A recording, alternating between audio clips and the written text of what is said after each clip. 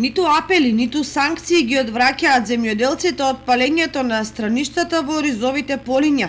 И денеска на 2-3 локации во Кочанската котлина пламените јазици ја гореа сламата и сувата трева, заканувајќи се поради ветерот да се прошират и да добијат неконтролирани размери.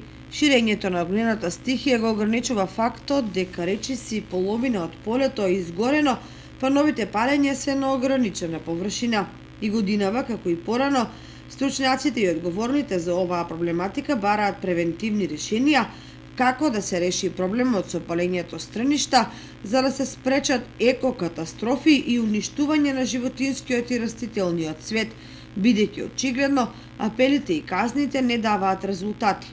Наједноставно е секој земјоделец по жетвата со комбајн да се ја собере сламата и да ја складира на одредена локација, доколку не го стори тоа, да нема право на субвенции и други мерки од државата.